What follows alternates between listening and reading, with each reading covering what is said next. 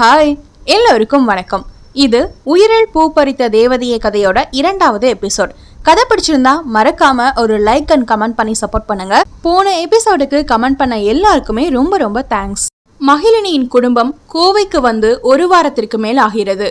இங்கே சந்திரன் கணேசனின் மருமகனுக்கு டிபார்ட்மெண்ட் ஸ்டோரில் உதவி செய்ய வந்திருப்பதால் அவர்களை சந்திரன் குடும்பத்திற்கு வீடு ஏற்பாடு செய்து கொடுத்து விட்டார்கள்.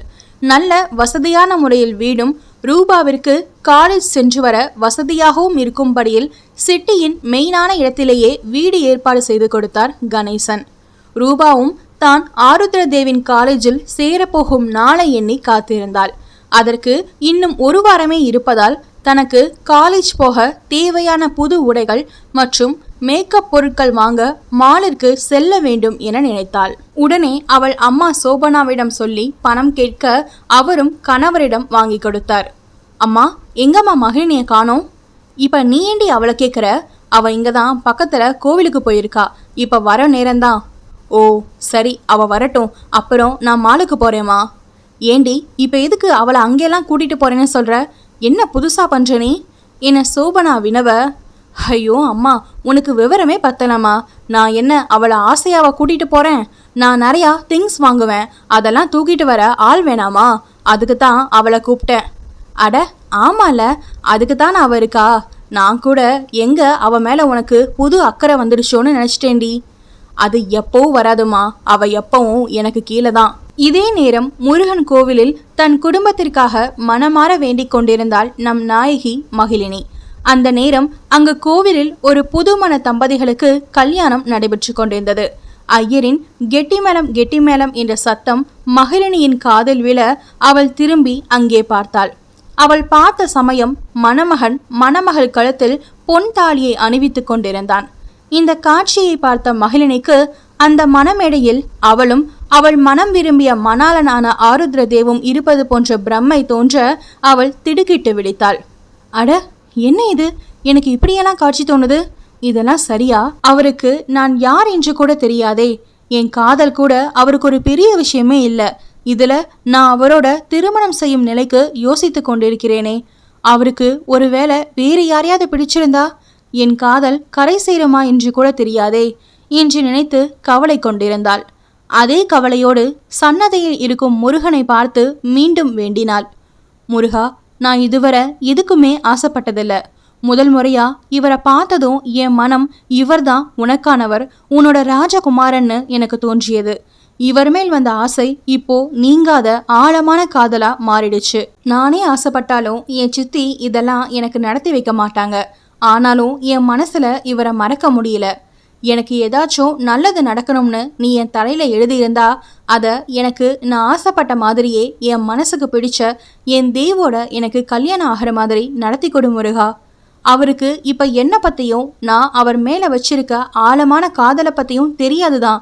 ஆனா கல்யாணம் நடந்தா அவரை என் அன்பால காதலால என்னோட நேசத்தை புரிய வச்சிடுவேன். ப்ளீஸ் நடத்தி கொடு என் செல்ல முருகனே என மனமுருகி வேண்டிக் கொண்டிருந்தாள். அங்கே முருகன் அவளின் வேண்டுதலுக்கு உடனடி பலனாக முதல் தொடக்கத்தை தன் சன்னிதானத்திலேயே ஏற்படுத்தி கொடுத்தார். கையில் வெற்றிவேல் ஏந்தி புன்னகை முகமாக காட்சியளித்தார். ஆனால் அந்த புன்னகையின் பின்னால் சில சூட்சமங்கள் உள்ளதே. அவள் நினைத்ததை அடைய அவள் பல சோதனைகளை கடந்தால் மட்டுமே அவனின் காதலை அவள் உணர முடியும். இந்த சோதனை புயலில் அவளின் காதல் பூக்கள் நிலைக்குமா? பொறுத்திருந்து பார்ப்போம். அதே நேரம் லட்சுமி தன் மகன் ஆருத்ரனிற்கு விரைவில் திருமணம் நடைபெற வேண்டும் என வேண்டிக்கொள்ள தன் இஷ்ட தெய்வமான முருகன் கோவிலுக்கு வந்தார். அங்கே சந்தன அலங்காரத்தில் தன்னை வேண்டி வரும் பக்தர்களின் உள்ளத்தை குளிர்விக்கும் வகையில் முருகன் காட்சியளிக்க தன் மகனிற்காக மனமுருகி வேண்டிக் கொண்டார் லக்ஷ்மி.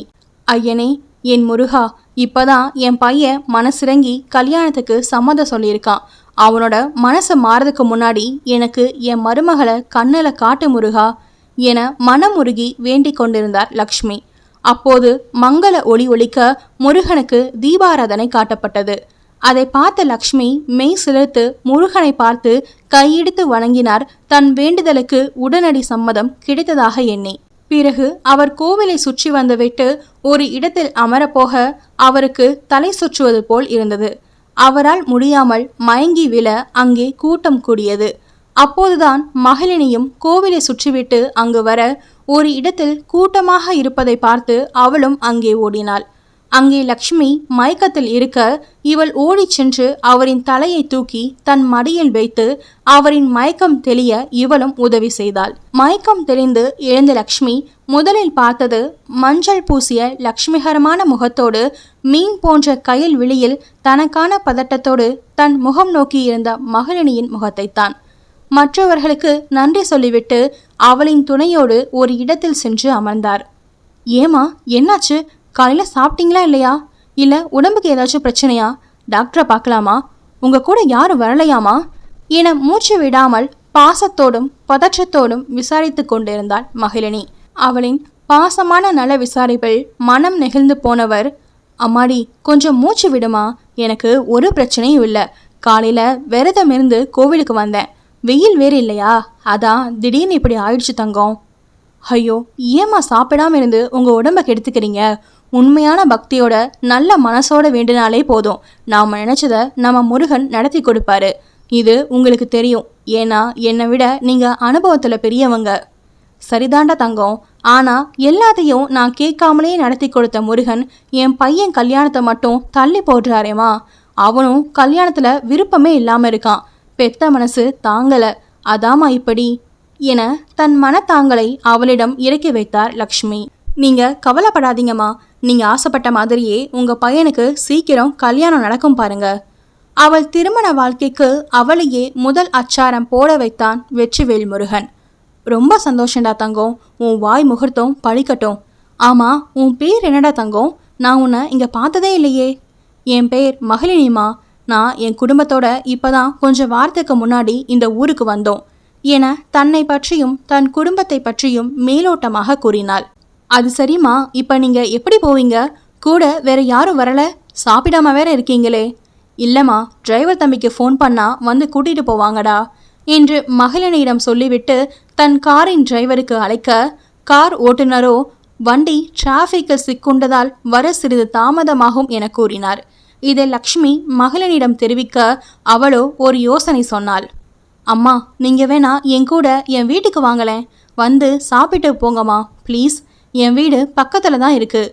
உங்களை இப்படி பசியோட தனியாக விட்டுட்டு போக எனக்கு மனசு கேட்கலமா என்று மகிழினி அழைக்க, அவர் முதலில் மறுத்தாலும் பின் அவளின் தூய்மையான அன்பை கொண்டும் அவளுக்காகவும் அவளோடு செல்ல சம்மதித்தார். அதில் மனம் மகிழ்ந்தவள் அவரை தன்னோடு தன் இல்லத்திற்கு அழைத்து சென்றாள். இங்கு மகிழினியின் வீட்டில், என்னம்மா அவளை இன்னும் காணோம், எங்கே சுற்றிட்டு இருக்கா, இன்னும் வீட்டுக்கு வராம? ஆல்ரெடி லேட் ஆயிடுச்சுமா என படபடவென பட்டாசை பொறிந்து தள்ளி கொண்டிருந்தாள் ரூபா. அவளுக்கு பயம் விட்டு போச்சுடி, இன்னைக்கு வீட்டுக்கு வரட்டும், அவளை வச்சுக்கிறேன் என கோவமாக கூறினாள் சோபனா. அவர்கள் அவளுக்காக கோவமாய் காத்திருக்க அது தெரியாமல் மகிழ்ச்சியோடு லக்ஷ்மியை கூட்டிக் கொண்டு வீட்டிற்கு வந்தாள் மகிழினி. அந்த நேரம் பார்த்து லக்ஷ்மிக்கு ஆருத்ரன் போனில் அழைக்க அவர் பேசிவிட்டு உள்ளே வருவதாக கூறவும் மகிழினி மட்டும் முதலில் தன் வீட்டிற்குள் நுழைந்தாள். அவள் உள்ளே வந்ததும் சோபனா ஆரம்பித்து விட்டார். ஏண்டி, எங்க போய் ஊரை சுத்திட்டு வர? வீட்டில் எவ்வளோ வேலை இருக்கு, இதெல்லாம் யார் செய்யறது? என் பொண்ணு உனக்காக காத்துட்டு இருக்கணுமாடி. உன்னால அவ இப்ப வெளியே போறதும் கெட்டுருச்சு. இதுக்கு தாண்டி சொன்னேன், இவளோட ராசி எப்படி. இவளை நீ கூட்டிட்டு போகணும்னு நினைச்சதுக்கே அது இப்ப போக முடியாம தடங்கள் ஆயிடுச்சு பாரு என ரூபாவிடம் சொன்னாள். இதை கேட்டு மகிழினியின் கண்களில் கண்ணீர் முணுக்கென வந்துவிட்டது. அவள் மீது தவறு ஏதும் இல்லையே, அது அவளை குறை கூறும் அந்த ஜென்மங்களுக்கும் தெரியும். ஆனாலும் அவளை குறை கூறி மட்டம் தட்டுவதில் அப்படியொரு அழாத இன்பம் இந்த அற்ப பிறவிகளுக்கு. சித்தி, ரூபா என வெளியே கூட்டிட்டு போறதா என்ற சொல்லல சித்தி, சொல்லியிருந்தா முன்னாடியே வந்திருப்பேன் என தன் விளக்கம் கூறினாள் மகிழினி. ஏன் அம்மனிக்கிட்ட நாங்கள் முன் தகவல் கொடுக்கணுமோ, இல்லனா வரமாட்டீங்களோ என அதற்கும் அவளையே திட்டினாள் சோபனா. ஐயோ, அப்படி இல்லை சித்தி என்று மகிழினி ஏதோ கூற வரும்போது லக்ஷ்மி உள்ளே வந்தார். நடந்த பிரச்சனையில் லக்ஷ்மியை பற்றி அவள் மறந்திருக்க இப்போது சித்தியிடம் சொல்லாமல் இவரை கூட்டி வந்ததற்கும் ஏதாவது சொல்வாரோ என பயந்தாள். யார் இது புதிதாக வந்திருப்பது? அதுவும் வரும்போதே மகிழினி என்று அவள் பெயரை அழைத்து கொண்டே வந்தது சோபனாவுக்கும் ரூபாவிற்கும் குழப்பமாக இருந்தது. மகிழினி மேல் பாசம் வைப்பவர்கள் எல்லாம் இவர்களுக்கு விரோதிதான். அதனால் வந்தவரை தன் தேல் கொடுக்கு போன்ற நாக்கால் கேள்வி கேட்க போகும் நேரம் சோபனா லக்ஷ்மியின் பணக்கார தோரணை மற்றும் அவர் கழுத்தை அலங்கரித்திருந்த வைர அட்டிகை மற்றும் நகையை பார்த்து தன் வாயை அப்படியே மூடிக்கொண்டாள். லக்ஷ்மி உள்ளே நுழைந்து மகிழினியின் தோளை தொட அவள் அவருக்கு தெரியாமல் தன் கண்களை துடைத்து கொண்டு திரும்பினாள். லக்ஷ்மி அம்மாவை சந்தித்த சூழலை பற்றியும் அழைத்து வந்த காரணத்தையும் மகிழினி தன் சித்தியிடம் கூறினாள். சித்தி தன்மேல் இருக்கும் வெறுப்பில் அவரை திட்டி அனுப்பிவிடுவாரோ என மகிழினி பயந்து கொண்டிருக்க, ஆனால் அதற்கு நேர்மாறாக அவள் சித்தி வாயெல்லாம் பல்லாக இழுத்து லக்ஷ்மியை வரவேற்றாள். வாங்க வாங்கம்மா, வந்து உட்காருங்க என அழைத்துவிட்டு திரும்பி மகிழினியிடம் லக்ஷ்மிக்கு குடிக்கவும் சாப்பிடவும் எடுத்து வர சொல்லி உள்ளே அனுப்பினாள். அவள் தலை மறைந்ததும் லக்ஷ்மியை பற்றின முழு விவரத்தையும் தெரிந்து கொண்டாள் சோபனா. தன் மகள் ரூபா படிக்கப் போகும் கல்லூரியே இவர்களுடையது என்று தெரிந்ததும் சோபனா வாயை பிளந்தாள். இதையெல்லாம் அருகில் இருந்து கேட்டுக்கொண்டிருந்த ரூபாவின் மனம் சிறகில்லாமல் வானத்தில் பறந்தது. தன் கிரஷான ஆருத்ரனின் அம்மா லக்ஷ்மி தன் வீட்டில் இருப்பதை அவளால் நம்பவே முடியவில்லை. ஆனாலும் இது நிஜம்தானே? உடனே அவள் மனம் வேறு சில கணக்கு எல்லாம் போட ஆரம்பித்தது. லக்ஷ்மி முன் மகிழினியை அன்போடு நடத்தினார் சோபனா. மகிழினிக்கு இதெல்லாம் கனவோ என்று புரியாமல் நின்றிருந்தாள். கூடவே தன் குடும்ப விவரங்களை பகிரும்போது சோபனா மகிழினி மேல் உயிரையே வைத்திருப்பது போல பேசினார். ஆனால் லக்ஷ்மிக்கு இவர்கள் தன் முன்னாடி போட்டு இருப்பது முகமூடி என்று நன்றாகவே புரிந்து கொண்டார். ஏனெனில் மகிழினியை இவர்கள் பேசிய பேச்செல்லாம் இவர் உள்ளே நுழையும் போதே இவரின் காதிலும் விழுந்துவிட்டதே. அது தெரியாமல் இவர்கள் இங்கே நடித்து கொண்டிருந்தார்கள். லக்ஷ்மியும் எதையும் காட்டிக்கொள்ளாமல் அமைதியாக இருந்தார். ஆனால் மகிழினியை நினைத்து அவரின் மனம் கவலை கொண்டது. இந்த சிறு வயதில் இவ்வளவு கஷ்டத்திலும் தன்னை நோகடிப்பவரை கூட எதிர்த்து பேசாமல் தன் பக்க நியாயத்தை பக்குவமாக எடுத்துரைக்கும் மாண்பு, அவள் குடும்பத்தின் மேல் அவள் கொண்ட பாசம், யாரென்று தெரியாமலே தன்மேல் அவள் கொண்ட அக்கறை, இதெல்லாம் பார்த்து லக்ஷ்மியின் மனதில் மகிழினி மேல் மதிப்பும் பாசமும் பெருகியது. பிறகு மகிழினியின் கைமணத்தில் செய்த சாப்பாட்டை சாப்பிட்டு அவள் சமையலை மனதார பாராட்டி மகிழினியிடம் பேசிவிட்டு அங்கிருந்து கிளம்பினார். அவளையும் தன் வீட்டிற்கு வர சொல்லி அழைப்பும் விடுத்தார். ஆனால் மறந்தும் கூட சோபனாவையும் ரூபாவையும் அழைக்கவில்லை. அது சோபனாவிற்கு கடுப்பாக இருந்தாலும் பணக்கார தொடர்பை விடக்கூடாது என்று நினைத்து அமைதியாக இருந்தார். மகிழினியின் வீட்டிற்கே லக்ஷ்மியின் கார் வந்துவிட அவர் கிளம்பி வெளியே செல்ல சந்திரனும் எதிரே வந்தார். மகிழினி தன் அப்பாவிடம் லக்ஷ்மியை அறிமுகப்படுத்த அவர் உள்ளன்போடு வணக்கம் வைத்து பேசினார். அவரின் பேச்சிலே அவர் நல்லவர் என்பதை லக்ஷ்மி புரிந்து கொண்டார். லக்ஷ்மி அங்கிருந்து கிளம்பி சென்றதும் சோபனா மகிழினியிடம் தன் சுயரூபத்தை காட்டத் தொடங்கிவிட்டார். மகிழினியின் இந்த இருள் அடைந்த வாழ்க்கையில் ஆருத்ரனின் காதலால் ஒளி பெறுமா? ஹலோ மக்களே, கதை எப்படி இருக்குன்னு மறக்காம கமெண்ட் பண்ணுங்க. உங்க ஒவ்வொருத்தர் கமெண்ட்டும் எனக்கு ரொம்ப ரொம்ப முக்கியம். அதுதான் என்னை மென்மேலும் எழுதுறதுக்கு ஒரு எனர்ஜியா இருக்கும். 3rd எபிசோட் வர செவ்வாய்க்கிழமை அன்னைக்கு போஸ்ட் பண்ணப்படும். தேங்க்யூ.